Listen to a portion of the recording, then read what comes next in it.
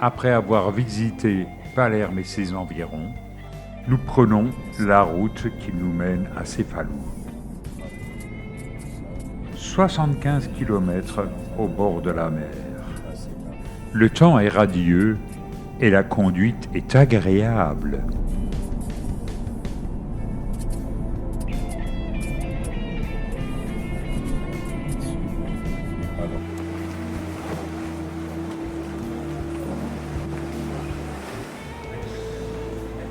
Cefalù. Cefalù se situe sur la côte nord de la Sicile. C'est un port agréable, doublé d'une petite station balnéaire. De toute façon, c'est un centre touristique très fréquenté.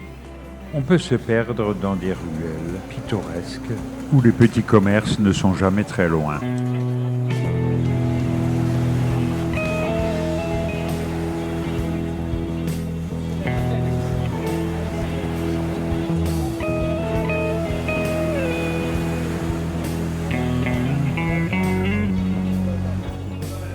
Cefalù, ça vient du grec, la tête, en rapport certainement avec le grand rocher qui domine la ville. Chemin faisant, nous admirons un lavoir médiéval. La commune compte 14 000 habitants. Nous sommes toujours dans la province de Palerme.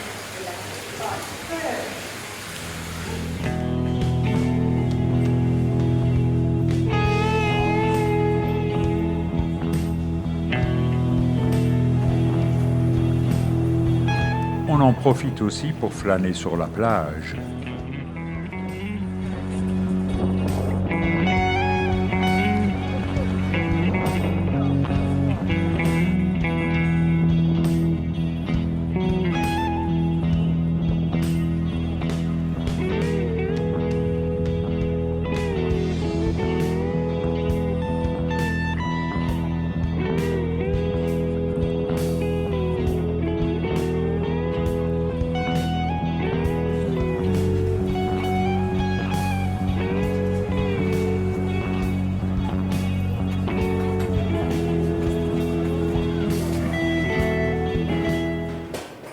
Mais le monument le plus emblématique de Cefalù, c'est la cathédrale. Elle est de style arabo-normand. Elle possède elle aussi des mosaïques renommées. Elle est inscrite au patrimoine mondial de l'UNESCO au même titre que Palerme et que Montréal.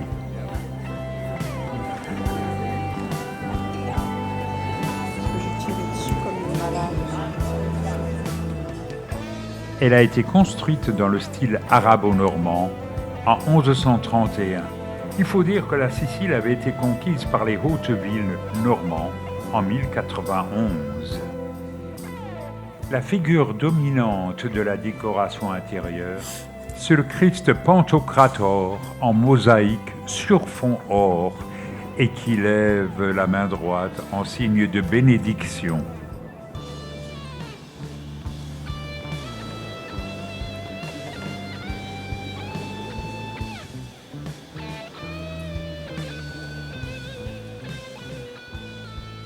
En montant vers les clochers, nous avons une vue plongeante sur la nef.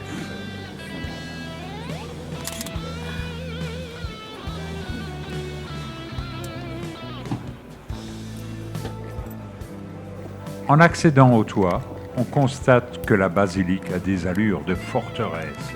C'est le style arabo-normand qui s'apparente beaucoup à notre style roman, tout en adoptant quand même les voûtes ogivales et même outrepassées.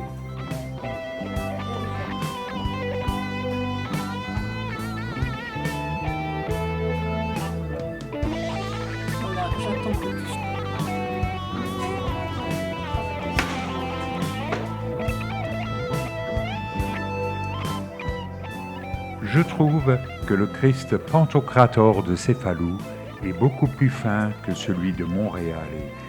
même s'il est plus petit et moins bien conservé. Sur le registre inférieur, il y a la Vierge entourée d'anges.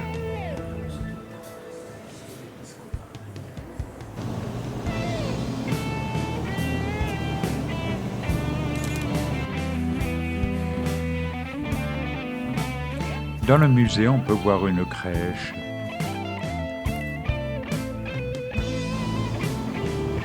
Comme dans la plupart des abbayes, il y a aussi un cloître.